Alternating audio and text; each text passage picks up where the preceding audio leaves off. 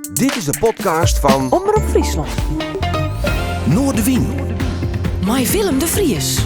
Kom verder.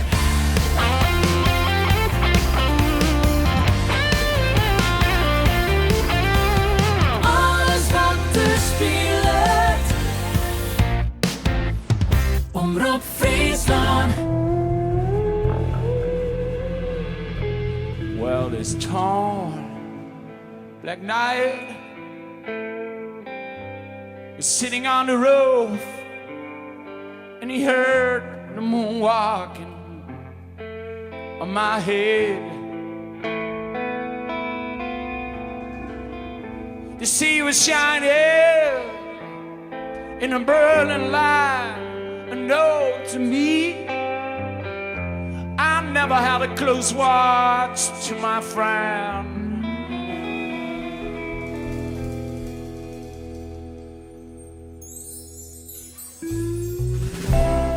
Down in the water, he said, yes. He said his mind was torn. And sure enough, Harry was lying in the water. There was no hope for him. He could lose his tears. Down in the water, Harry said, there was a man about to lose his buttons. His buttons low. His buttons low. And there was a man down to lose his buttons. Down in the water, and down in the drain. He said there is no other light here than a man without hands.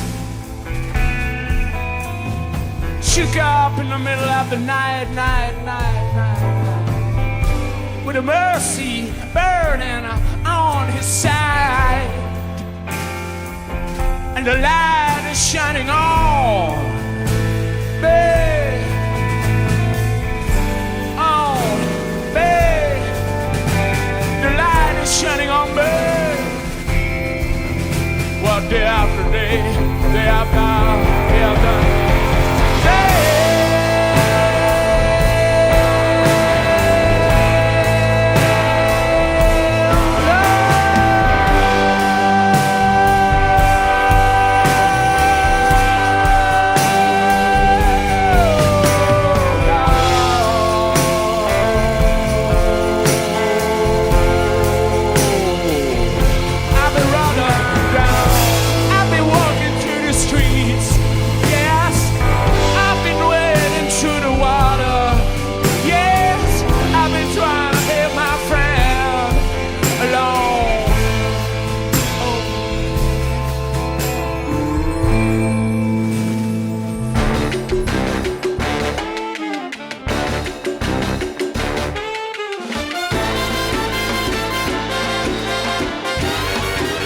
Dit is Noorderwien. Goeie, en welkom bij Noorderwien. Jullie bij mij een bijzondere gast aan de tafel hier uit het Omroep Friesland Café bij.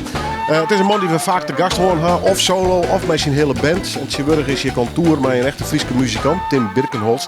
Ik had door Ralf de Jong. Hij had bij zich op het Bevrijdingsfestival spelen en had intussen een ongelooflijk aantal albums, cd's en opnames maken.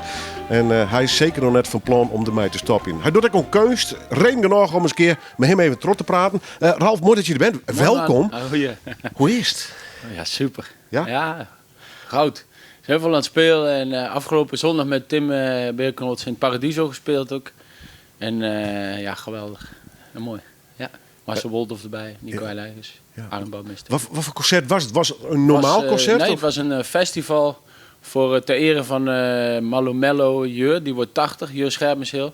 Die heeft de mooiste blueskroeg van Amsterdam. En die heeft heel Paradiso... speelde ook zijn zoon Marcel Scherp in zijn band. Die ook met de Rory Gallagher Band of Friends heeft gespeeld. En Tim Knol kwam er ook optreden. Het was echt 12 bands waren er of zo. En we speelden om 7 uur daar. Zo konden we een uurtje spelen. Ja. In een fantastische zaal, hè? Geweldig. Ligt Paradiso jou? Want dat lag goed. Het is een oude kerk. Ja, het lag goed. Ja. Het lag goed. Ja, klonk goed. Dat is leuk. Echt Leuke leuk. crew. Ja. Gaat het nog steeds vanzelf, zo'n optreden? Moet je je Ja. er erg voor opladen? Of ga Nee. je staan en gebeurt het gewoon? Nou, dat gaat vanzelf. De dag daarvoor had ik in Mechelen opgetreden. En toen had ik wel wat manenblussers gedronken. Want dat is daar genoemd naar de kerk. Daar heb je de kerk. Ze dachten ooit dat die in brand stond. Dus stond iedereen met zijn emmertjes klaar. Maar toen bleek het dat de maan die scheen door de wolken heen. En het leek net of dat rook was en zo. Dus ze dachten dat die kerk in brand stond, de Sint-Rombout. Maar die stond niet in brand. Het was gewoon, dus stonden ze met hun emmertjes, konden ze de maan gaan blussen. En dat biermerk uit Mechelen heet nu ook manenblussers. Dus de dag daarvoor had ik dan wat de manenblussers op. Dus dan ben ik wel extra moe. Die zondag moest ik nog optreden in Paradiso natuurlijk. En dan heb ik gewoon wat tequila gedronken om een beetje mezelf op te laden. Anders was ik een beetje zo. Beetje. Maar als ik dan niks drink de avond ervoor, dan ben ik fit genoeg, zeg maar. Dan hoef ik niks te doen. Maar als ik 1 keer over de scheef ga, dan moet ik heel het weekend eigenlijk een beetje blijven compenseren. Is dat elk weekend zo of wisselt dat heel erg? Nee, dat wisselt wel. Ja. Maar ja, in Mechelen was ook zo leuk. Was ook zo gezellig daar in de Vloeren Aap. En daar gaan we van de zomer ook spelen. Weer met Tim Beerkolt. Deze keer met Bon op de bas, want Nico kan niet. De Bon op de bas. Bolle van der Wal. Ja, Bonne van der Wal op de Je bas. gaat steeds meer met Friese op pad dus. Mooi hoor. Zijn die niet te nuchter? Nee joh. Nee? Nee, juist niet. Nee joh, perfect.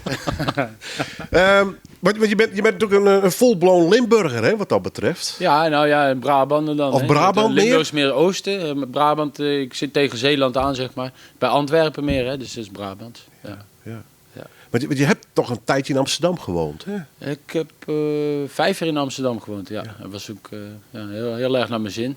Kom er nog steeds ook regelmatig, hoor. Vaak, ja. Waar was het? Studie of zo? Studie, ja. Het begon met sociaal geografie en daarna ben ik weer een jaar gaan werken. Daarvoor heb ik ook een jaar gewerkt. En toen ben ik begonnen met de filosofie, bovenbouwstudie. Dus dan ben ik doctorandus in de filosofie. Maar en dan wijsbegeerte, antiek-Chinese wijsbegeerte over de plaats van muziek in de samenleving. Ja. Kijk. De mogelijk harmoniserende werking van muziek op de samenleving. Ja. Ja. Nou, je begint er toch over. In hoeverre? andersom. Ja, dat is natuurlijk nadenken, is filosoferen, is theorie als het ware. Ja.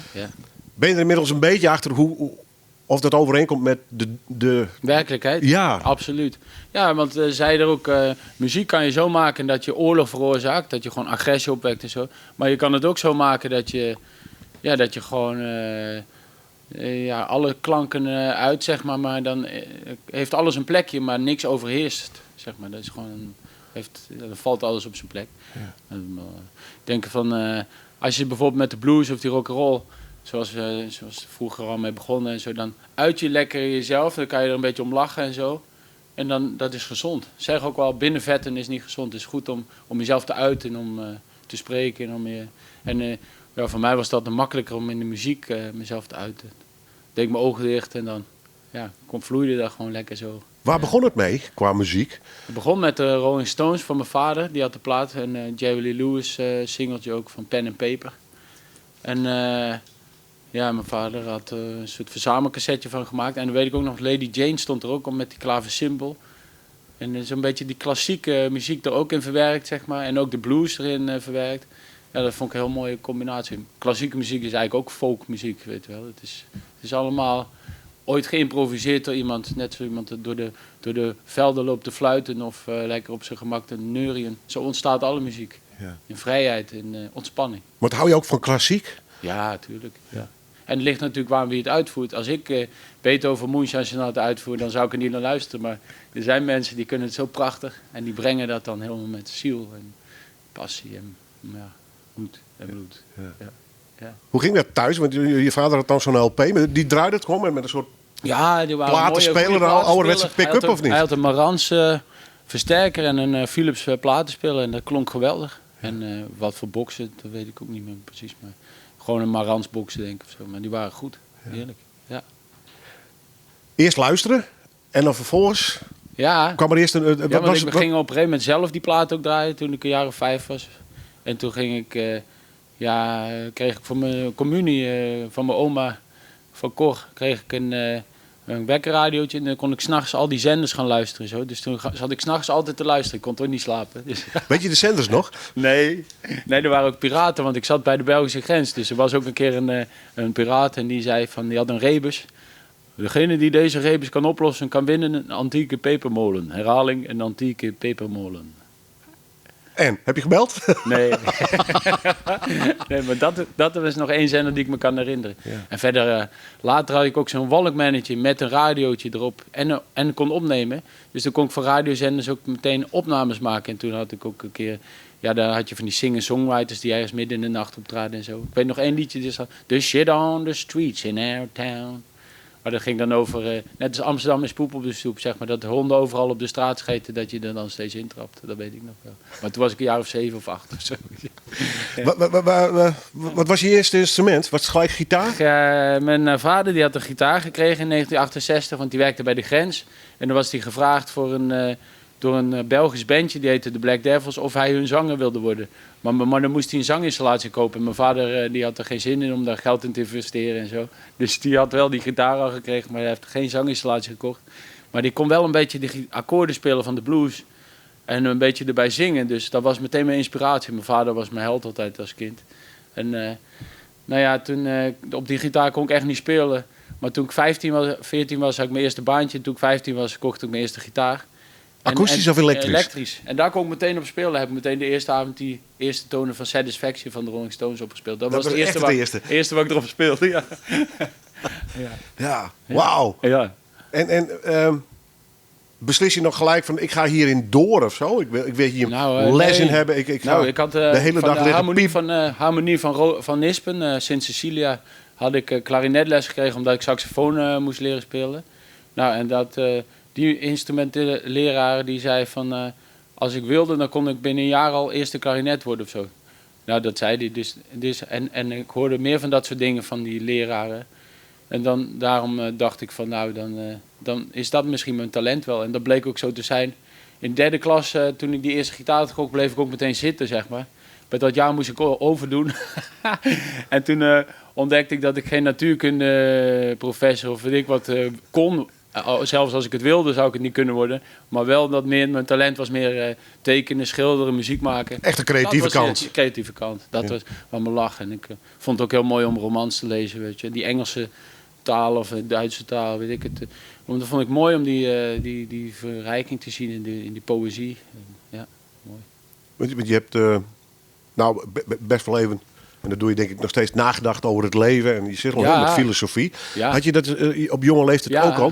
Dat je in jezelf, tegenwoordig noemen ze dat een bubbel of zo. Ja, dat was gewoon, ik was altijd buiten aan het spelen. Dus ik was iemand, als ik moest werken, dan wilde ik ook liefst buiten werken. Gewoon lekker op het land en zo. Maar als ik muziek kan maken, dan doe ik dat.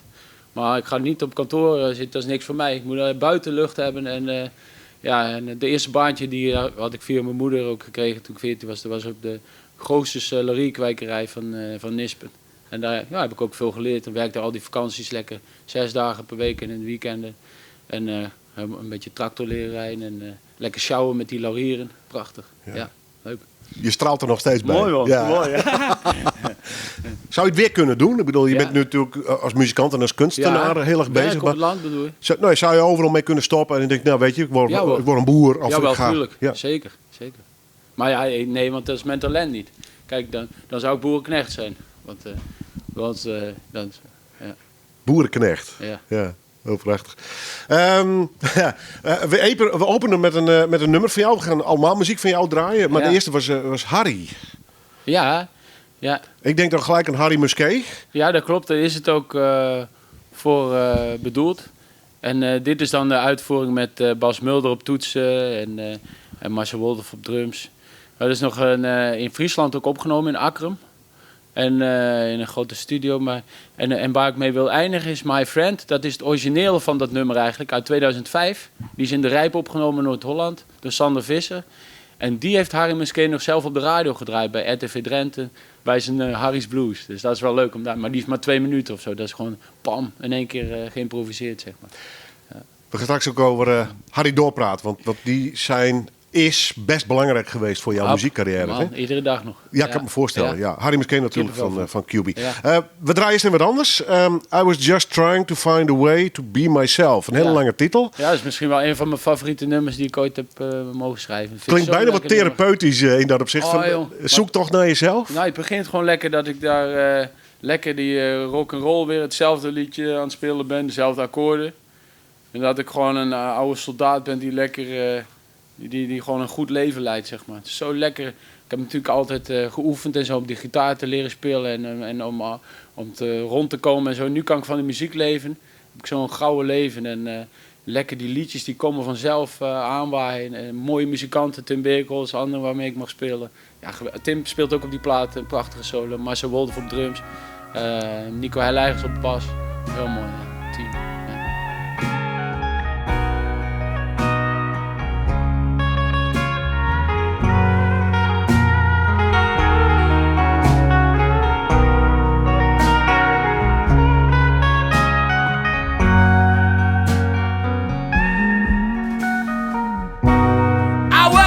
Trying to be who I am.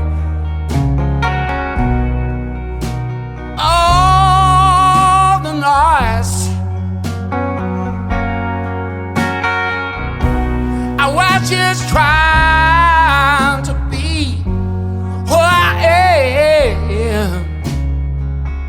I missed the road out the noise. I was just trying to be who I am. I miss out all the noise. I was just trying to be who I am. I miss out all the noise.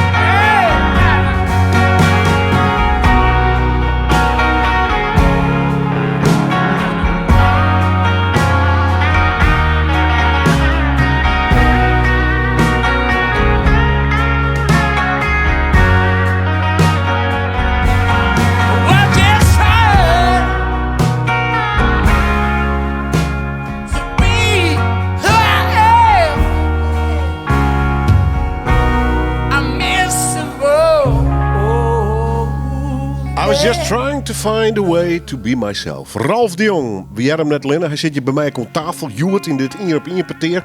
Bluesmuzikant, in hart en Ieren, maar ook kunstenaar. We draaien eerder al even te noemen dat heette Harry. En daar wil ik toch nog even op erop praten. Ralf, want Harry Musquet. Ja. Ontkomen er niet aan, want als je naar jouw loopbaan, carrière... Hoe zie je dat zelf? Hoe noem je dat zelf trouwens? Heb je een loopbaan, een carrière of... Is het iets ondefinieerbaars of zo? We zijn allemaal mensen van de dag en dit is dan mijn dag. Nee, daarom even. Ja. Op onze dag. QB and the Blizzards, Harry Musquet. Wat gebeurde er? Voor het eerst heb ik hem zien spelen in Den Haag in het Noordzee Jazz Festival. eerste keer dat ik hem bewust hoorde, want ik kreeg van Harme Fraaien, een jazzpianist uit Roosendaal, kreeg ik die plaat Goed uit Gollo. Die had hij nog vanuit de jaren 60. En van Jan Fraaien dus. En ja, daar stond natuurlijk Somebody Will Know Someday op. Maar ik had er nooit heel veel aandacht aan besteed. Maar toen zat ik op Radio Montaal in Amsterdam. En die draaide als eerste nummer Somebody Will Know Someday. Toen hoorde ik ineens hoe mooi dat pianospel van Herman Brood was. En die prachtige stem van Harry. Ik dacht, dit is wereldmuziek. Nou, dat is ook altijd zo gebleven toen ik ze daar in Den Haag zag. Later heb ik ze in Paradiso gezien op die Goed uit Gollo presentatie. Daar was ook Barry Hay bij en zo. En Tineke Schoenmaker en anderen. En later, toen 2004, 2003 was ik afgestudeerd van mijn studie.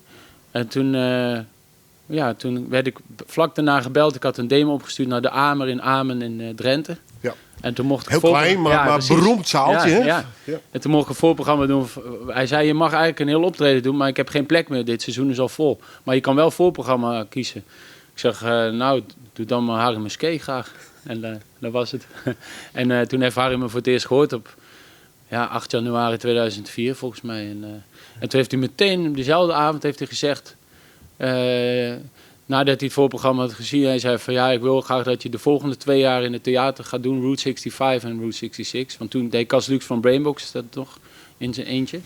Dus zo geschieden. Dus vanaf 2006 tot en met 2008 heb ik voorprogramma in alle theaters van Nederland gedaan. Dus Harry heeft me echt gepresenteerd. Ja. En een stukje voor mijn website geschreven. Met respect en genoeg groeten uit Rolde, Harry QB Musquet. Ja, aanbevelingsbrief. Ja. Had je ook contact met hem? Ik bedoel, Nee, niet zoveel. Ik had gewoon wel contact met hem zeg maar, over die dingen. En hij was echt een man van zijn woord. Hij had weinig woorden. Maar als hij het zei, dan deed hij het ook. Het was niet het makkelijkste, begreep ik. Nou ja, in ieder geval, ik was natuurlijk een heel bleuwe jongen. Ik was altijd alleen maar in mijn kamertje bezig met gitaarspelen. Het was groen als gras. Ik was heel netjes mijn studie aan het doen, weet je wel. Want ik had tussendoor ook wel heerlijke uitstapjes gemaakt met de muziek, schrijven in de bossen en zo. En lekker blowen en drinken en alles. Maar ik was gewoon een serieuze jongen eigenlijk, die vooral leefde in de muziek en voor de muziek. En hij zag dat ook heel duidelijk. Maar toen ik hem leerde kennen, ik vond dat rock'n'roll ook altijd wel heel interessant. Toen dacht ik, nu heb ik het gemaakt. Dus heb ik ook gewoon lekker dronken ook samen. De eerste keer dat ik in Assen moest optreden met Harry, moesten we eerst samen 's middags naar het gemeentehuis. Dus ik kwam met Harry daar naartoe, het gemeentehuis. Maar ja, ik moest 's avonds nog optreden. Maar ik ging gewoon met hun lekker aan het bier. Harry hoefde niet meer te spelen. Maar we waren tegen die tijd van een uur of 7 s'avonds heel hartstikke dronken. Toen ontmoette ik Harry zijn vrouw ook voor het eerst in de Witte Bal in Assen. Douwina Oosterhof. Daarna moest ik nog gewoon optreden. Maar ik was zo... de eerste set weet ik alleen Little Red Rooster nog van, volgens mij zo. Maar rock'n'roll dus en blues door elkaar bij wijze van spreken. Ja, precies. Ja. En ik weet nog een keer, dan moest ik een bankstel ophalen in Drenthe ergens. Kreeg ik een gratis bankstel. En toen belde Harry me toevallig ook, dus de rijken langs. Maar Harry had altijd heel veel respect voor zijn vrouw. Maar ook voor mensen die in de verzorging werkten en zo. Want zijn vrouw werkte ook in de verzorging en verpleging. En Harry was gek van honden ook. En zijn vrouw was ook nog naast de verzorging ook hondentrimster nog. En hij had een tackle, die heette Hugo. En een grote Franse witte hond, die heette Chérique. En dan begonnen op een gegeven moment die honden tegen elkaar op te blaffen. En dan ging Harry ineens zo keihard zo... Hey! Zei hij dan. En dan was ze weer stil. En ik weet nog dat Harry ook een keer... want die kookte ook wel voor zijn vrouw. Want die was overdag aan het werken. Harry was natuurlijk lekker vrij door de week. En dan was het een keer toen hij dat nummer My Friend... wat we straks gaan draaien van 3 minuten of zo... kunnen we ook zo direct doen natuurlijk... is een nummertje... En had Harry al gehoord dat ik zijn naam erin noemde. En hij vroeg aan mij, hoe heet dat nummer? En ik zei, My Friend. En hij had hem toen al gedraaid op de Harry's Blues. Maar toen was hij boontjes aan het koken bijvoorbeeld. Boontjes voor het eten. Dat vind ik leuk. Ja, dat is een hele eenvoudige man, zoals hij ook mooi in zijn lied zing. Een simple man. En hij wilde gewoon lekker muziek maken. Dat zei zijn vrouw ook. Zolang Harry muziek kan maken is het goed. En dat moet hij gewoon doen tot het eind. En dat heeft Harry ook gedaan. Ja, letterlijk hè? Ja, letterlijk. Het laatste festival... was John Mayall er weer in Gollo en zo. Harry werd 70. Ik heb er ook 2 optredens mogen doen. 3 en nog 1 in Exel in de kerk. Ja, geweldig gewoon. Geweldig. Dus ja, het is gewoon heel mooi gaan. Ik was ook bij de begrafenis in Rolde dan. En het is ik zag heel veel verdriet bij de vrouw van Harry, Douwina. En het is gewoon Het was gewoon een mooie man, was het, een mooi talent. Heel puur, want de liedjes die hij zong, de poëzie, die bleef gelden. Dus hij kon nog steeds het liedje Simple Man zingen. Hij kon nog steeds Somebody Will Know Someday zingen. Hij kon nog steeds Window of My Eyes zingen. Zonder dat het ooit vervelend werd of wat dan ook. Want het was iedere keer weer echt. Het was gewoon vanuit zijn bloed, wie die was geschreven. Ja. Prachtig. Heb je muzikaal iets van hem opgestoken? Ik bedoel, je bent een bewonderaar. Ja, en wat dat ik snap zo mooi vind is dat subtiele van Harry. Kijk, want hij hield van de blues van John Lee Hooker en zo. Maar hij speelde vooral gewoon... heel veel ballads heeft hij geschreven. En daar hou ik zelf ook van. Dus ik hou van die rauwe blues. En Harry houdt er ook van.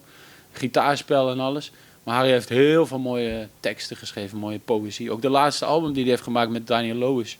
Een heel mooi album, vind ik ook heel goed geproduceerd door Daniel Lewis. Hoe heet dat nou ook weer? Cats Lost, ja, met zo'n foto van Anton Corbijn op dingen, weet je, als een mooie hoes. Ja, Harry in de velden, want Harry ging altijd wandelen door de week. Hij zei, ja, door de week drink ik niet, dan ben ik gewoon altijd lekker aan het wandelen in de bos en zo. Maar als hij dan in het weekend op het podium stond, ja, dan had hij gewoon lekker pilsje erbij en een sigaretje. Ja, en dan, dat was leuk, joh. Wat een goed leven eigenlijk, Mooi hè, als je leven, dat hè? hoort. Ja. Ja.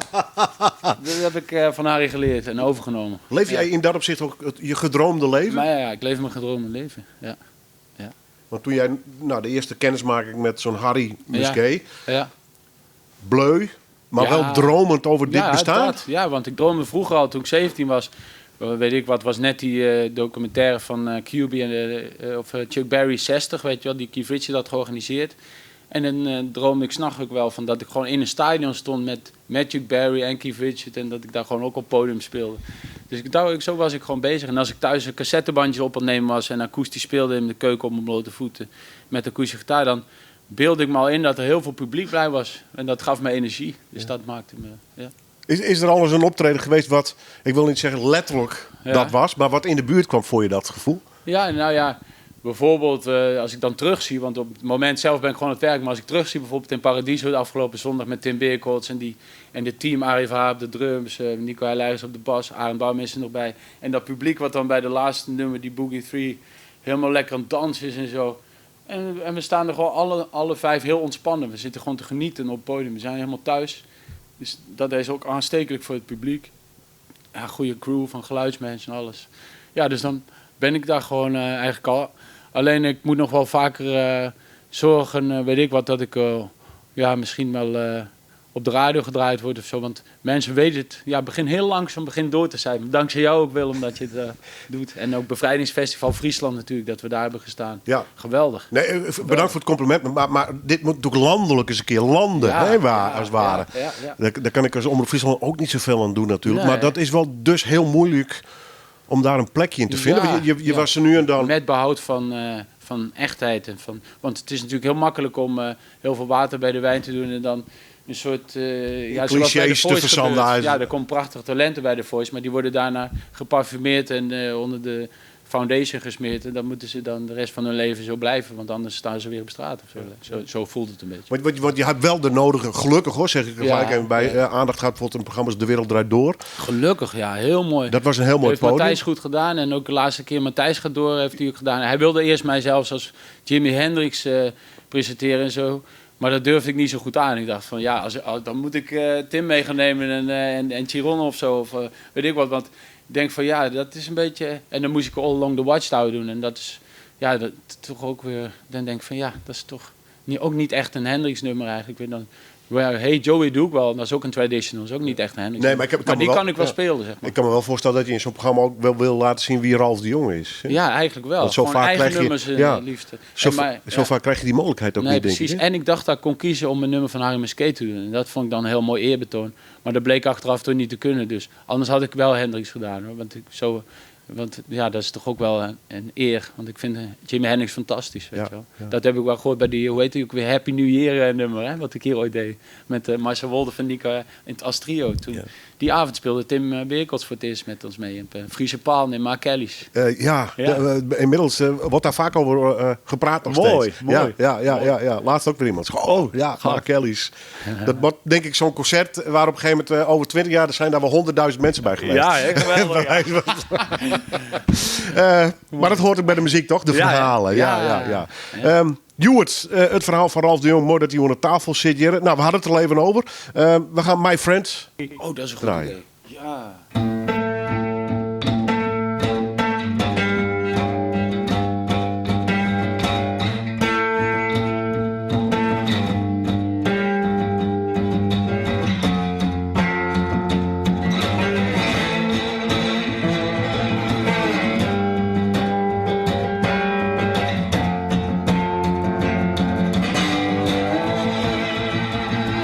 Strong black night was sitting on the road. Prachtig nummer, My Friend van Ralph de Jong. En natuurlijk zijn muzikale maten. We praten hier door zijn muziek, natuurlijk zijn achtergrond. En net alleen over de muziek. Want ja, je bent eigenlijk ook kunstenaar. Je maakt kunstwerken.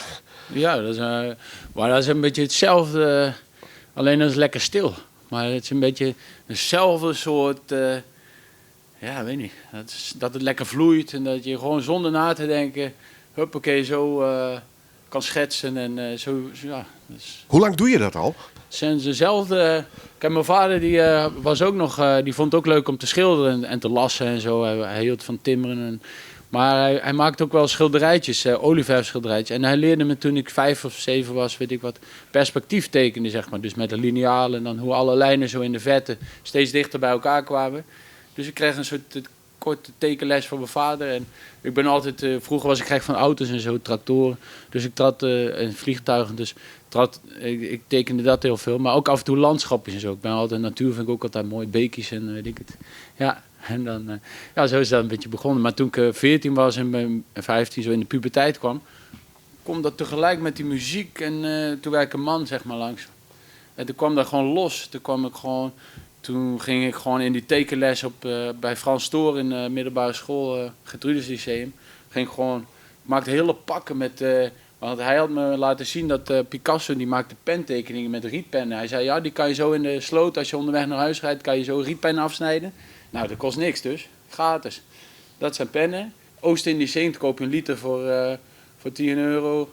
Nou, en dan kon je velletjes papier en dan kon je gewoon lekker tekenen. Is het een soort uitlaatklep altijd voor je geweest? Ja, zeker. Als ik thuis bezig ben met muziek luisteren en platen uitzoeken, kan ik ondertussen, terwijl ik aan het luisteren ben, lekker schilderen. En ik vond het ook altijd zo'n mooie uitlaatklep dat die mensen die erachter zaten, zeg maar, die schilders uit de 19e eeuw, 20e eeuw, hoe in Parijs en zo.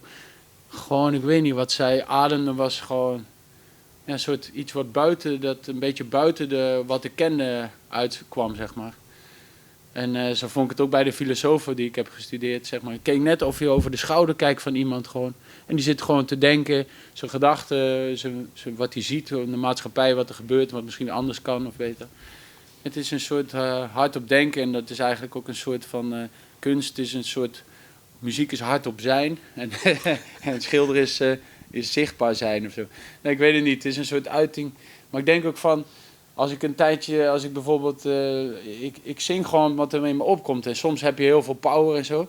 Maar soms moet je gewoon heel subtiel zingen. En dan, als dat in balans blijft, dan worden al die stukjes van de tenen tot de kruin worden gewoon lekker, die kunnen er zijn. En vormt een soort natuurlijke harmonie. Zo is het ook in tekenen en schilderen. Soms kan je heel lekker met een pen heel klein tekenen, kleine dingetjes. Maar soms is het heerlijk om met grote kleuren op doeken te kunnen werken. Ja, het is echt heel chic. Is daarom die bluesmuziek perfect voor jou? Kun je daar dus blijkbaar in wegdromen? En improviseren. Het ene nummer is 3 en het andere is 12 minuten. Ramses Shaffi zei wel eens dat zijn enige talent improviseren was. En dat vind ik, dan zou ik dat bij mij ook kunnen zeggen. Want de muziek is gewoon improviseren van teksten. En dat vind ik ook mooi van de oude blues. Er waren gewoon bepaalde kapstokjes, zeg maar. Net als bij de oude jazz of weet ik wat. Kapstokjes. Maar daarbinnen gingen mensen gewoon hun eigen teksten maken. En ik vind het zo jammer dat het soms zo statisch is geworden. Dan zijn er gewoon die klassieke dingen, die staan bij de Buurman Stemmer allemaal. Maar dan, ja, ik vond het mooiste Robert Johnson, die had hele gemene dingen in zijn tekst af en toe. Zo. Maar dan heb ik zoiets van, daar heb ik niks mee. Maar het is wel een geweldige kunstenaar en een prachtige inspiratiebron. En Hank Williams had dat ook, zeg maar. Maar daar kan je dan, vanuit die vorm kan je gewoon je eigen muziek leren maken. Omdat zij ook gewoon hun eigen waren in die improviseerden in hun kunst, of moet ik zeggen. Welke bluesartiest komt daarbij het dichtste bij in de buurt qua gevoel? Dan? Nou, Big Joe Williams bijvoorbeeld, die zit echt zo lekker met zijn 12-snaren gitaar in zijn eentje. En dan Rolling Through the Desert zingt hij dan. Sometimes, weet je wel, dan komt hij bij A Little Water of zoiets, weet ik wat. En ja, dat voelt voor mij, dan voel ik de wind nog doorheen waaien door die muziek. En hij heeft dat altijd wel behouden, dat het niet te veel met een band werd, zeg maar. Dan werd het soms zo dichtgetimmerd. Ja, en dat vond ik mooi van bijvoorbeeld ook hoe Miles Davis speelde. Met die band dan ook in de jaren 80. Gewoon die improvisatie en de unieke toevoeging die alle muzikanten deden, weet je wel. Hij zette een soort raamwerk neer en daarbinnen konden de mensen gewoon helemaal zichzelf uiten en zijn. En maakte hij weer een paar rare geluiden ineens om die sfeer een beetje te sturen. En zo. Ja, ik vond het geweldig. Ja, maar was absoluut geniaal, hè, wat dat betreft. Ja, dan is dan voor mij ook blues, zeg maar. Want dat past eigenlijk bij jazz, blues, improvisatie. Maar zo is ook folk, zeg maar, die liedjes ontstaan. Alle klassieke muziek is ook zo ontstaan. Ja. Weet je. Ja. Maak je wel eens uitstapjes buiten de blues en wat je doet? Eigenlijk constant, want ik heb Tina Ruwen bijvoorbeeld van West-Afrika vind ik ook zo geweldig soorten muziek. Dat komt heel dicht bij John Lee Hooker in de buurt, West-Afrikaanse. Maar ik vind ook dat Arabische vind ik mooi, waar de flamenco vandaan komt ook, zeg maar. En dat komt natuurlijk weer verder misschien uit India en zo, maar Cameron de la Isla vind ik ook zo'n prachtige Spaanse zanger. Hoe mooi die met Paco de Lucia ook zo'n prachtige plaat heeft gemaakt. Maar ook daarna weer helemaal een ander soort concept deed met sitar erbij, weet je wel. Zo'n flamenco met sitar. En dat vind ik mooi. Ik vind het ook mooi met Tim Berkos bijvoorbeeld. Die kan ook heel mooi pedalsteel spelen. En dan zitten we ineens in de country bijna. Zo, dat is prachtig. Jongen. Ik vind het mooi. Je bent echt wijs met Tim, hè? Ja, dat is geweldige kunstenaar. En ja, ik hoop dat ik gewoon de rest van mijn leven met hem muziek mag maken. Dat is nogal... ja, heerlijk. Waarom? Jullie matchen op alle lagen? Ja, dat is geweldig. Niet alleen muzikaal, maar ook persoonlijk. Ja, we hebben ook niet heel veel contact of zo. Maar we hebben gewoon die feel. En dat, ja, het gevoel, zeg maar. Ja, precies. Ja. Het gevoel zit ook in het volgende nummer. Blue, Blue, I Love You.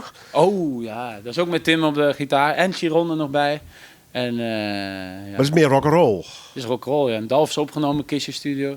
Goeie studio. Ja, echt zo'n legend. Zo'n ouderwetse tafel, zeg maar, uit de jaren 90 nog, is die. Maar dan echt analoog, waar ook Elton John platen mee heeft opgenomen. En Lord of the Rings is er nog op gemixt. Zo'n nummer als dit, daar kun je helemaal los op gaan. Ja, maar het is ook 100% ter plekke verzonnen. Hè. En het is natuurlijk heel erg geënt op de Rolling Stones.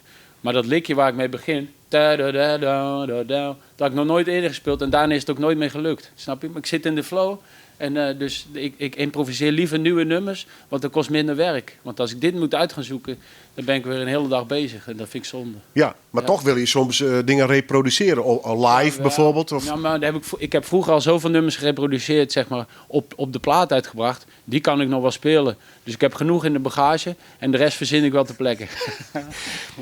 Verklaart dat de enorme hoeveelheid platen die je hebt gemaakt inmiddels? Ja, want ik denk dan toch wat Ramzi zelf wil zeggen. Weet je hoeveel heb je gemaakt? Weet je het aantal? Ik heb geprobeerd te tellen, maar... Ja, nee, dat zal er in ieder geval wel 80 zijn of zo.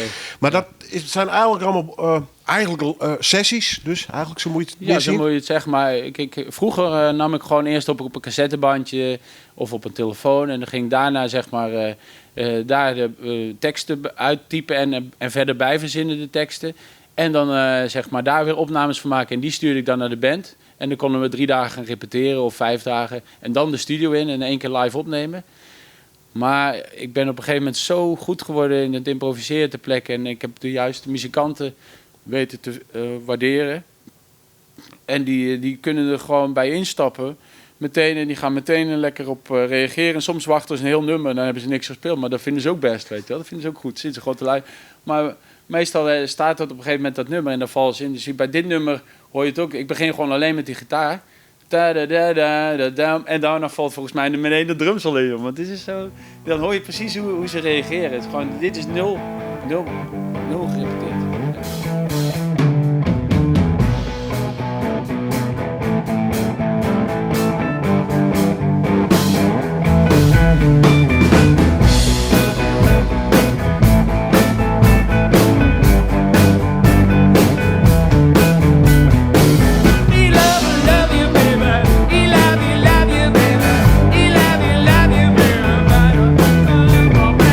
See the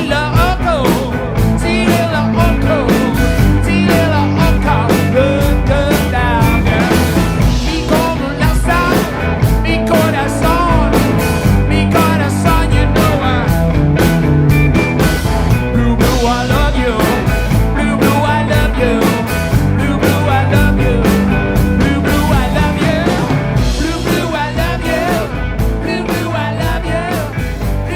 Blue Blue, I Love You. Ralf de Jong, met een stel fantastische muzikanten. Ja. Het is een opname die op internet zit. YouTube trouwens, kun je hem weer omvinden. Ja.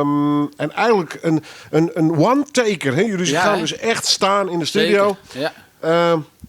Er komt een soort van raamwerkje. Ja, En ja. dan is het losgaan dus. Zeker, ja. Ja. En hij staat ook op de cd, die 4-dubbel cd, Best of volume 2. En is gewoon, bij optredens kunnen mensen die voor €20 kopen. En ja, daar staan allemaal van die one-takers op. Ja. Want daar ben ik veel tevredener over. Vroeger ging ik eerst instuderen en daarna een goede strakke versie opnemen met eventueel aangepaste teksten en zo. En dat stuurde ik dan naar de band en dan gingen we 5 dagen repeteren of zo en dan de studio in. Maar dat is gewoon tegenwoordig, daar ben ik niet zo tevreden over die opnames. Maar deze opnames, dat vind ik mooi. Dat het gewoon ter plekke erin knalt. En, dat vind ik zo puur.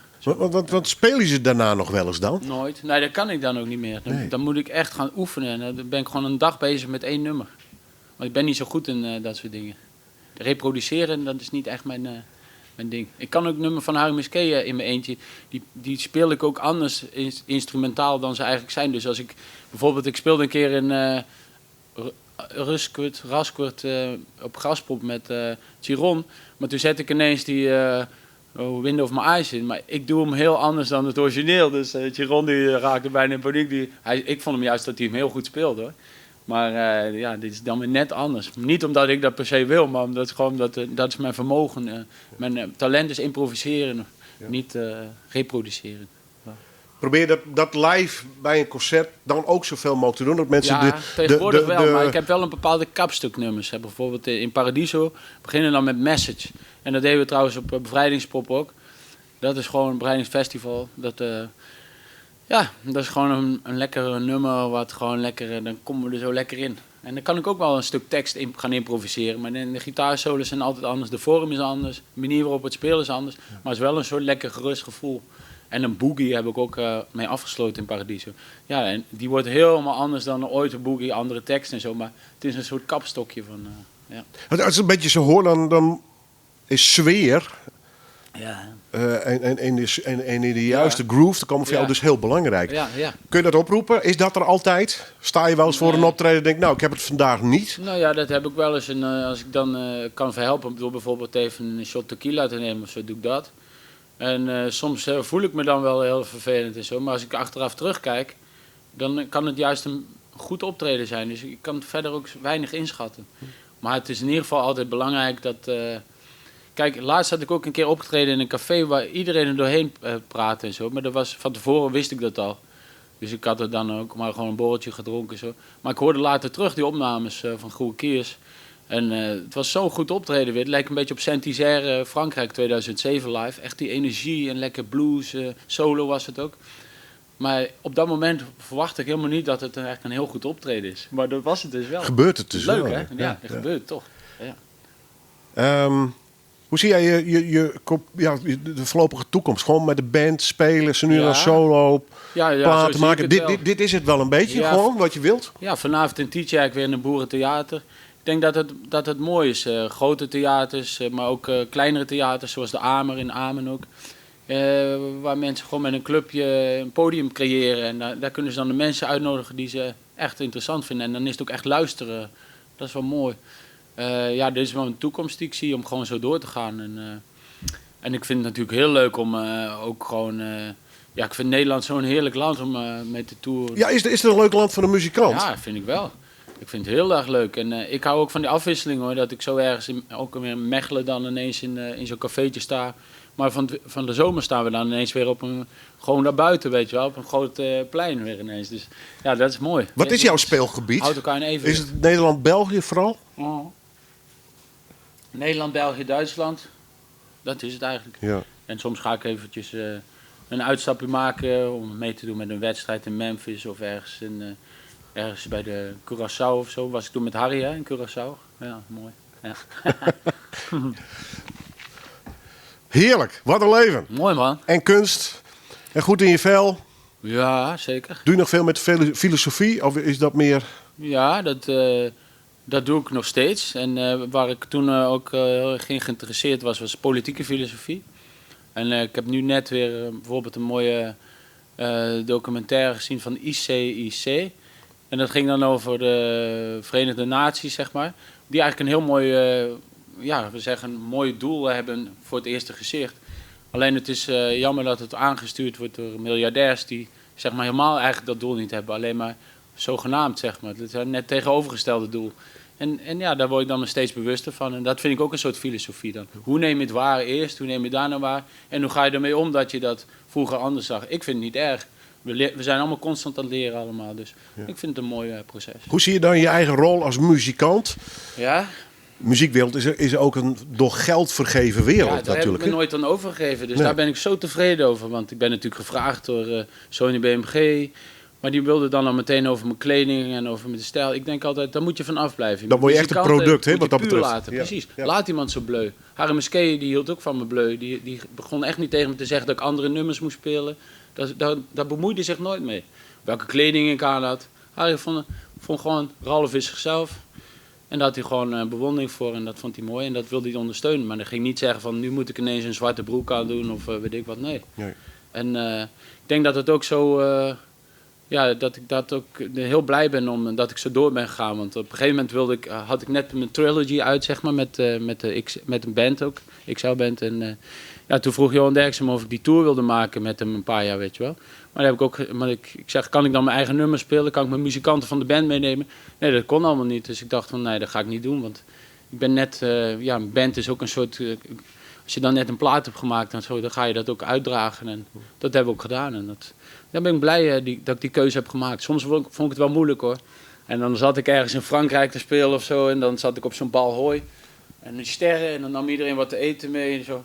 Ik dacht, ja, maar dit is toch het echte leven, Ralf. Ja. Nou ja, en gelukkig heb je heel veel optredens. Kun je er gewoon van bestaan. Precies. En Bevrijdingsfestival Friesland, daar ik daar lekker mogen spelen. Geweldig, hoor. We staan ineens na de luchtmachtkapel. Ja, mooi hè? Mooi, ja. Prachtig. Super. Naast de veteraan. Superman. Ja. Ja. En we gaan je zeker nog een keer uitnodigen. Super, Ja. graag. En zeker ook voor Noorderwien. Je gaat voor tv nog opnames maken. Dus zolang jij speelt en ik mijn programma heb, ben je Willem. meer dan welkom. Mooi Willem. Ik dank je alvast voor dit ontzettend leuke gesprek. En laten we afspreken nog eens een deel 2 opnemen. Ja, want volgens graag. mij zijn we net Heel begonnen. graag. Ja. Want je hebt absoluut een verhaal. Boeiend. Maar helaas... we moeten in dit geval een eind aan breien. Maar doen we wel met een nummer weer van je. Jump into the deepest lake. Toepasselijk nummer. Want? Dan duiken we zo het einde in van de show. Is dit ook weer zo'n one-taker? Zo'n geïmproviseerd nummer? 100%, ja. Staat Jong, ook op de oud best-of. nummer? 2021. 2021. Ja, zomer. Augustus. Dit is een echte Ralf de Jong dus. Echt wel. Dankjewel man. Mooi, man. When I drop into the deepest lake, I see your eyes one more time. Then I travel on to a different wavelength, my sweet baby. And I wake up in the morning rain. Was I a flower or was I just blind? Waving with the heart and some wind, turning with the rays of the sun just one more time. I danced in the morning rain. Oh, just one more time. Oh, just bleeding out. Oh, just one more time, one more time. Chasing in the morning rain with you. All right, somebody.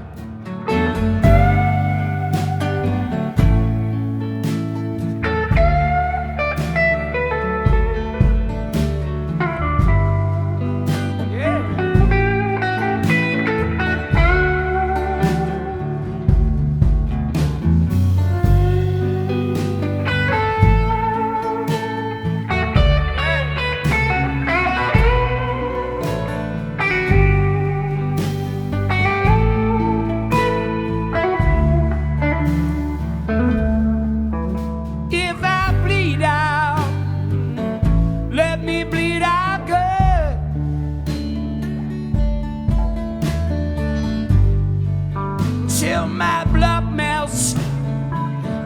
mixes with the morning rain. I'll eat it for breakfast if I need to. Then I'll dance in a new refrain. Were you hungry? Were you satisfied?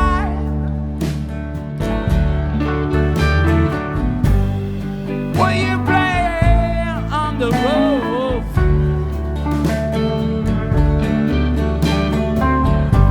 Were you child of the sun?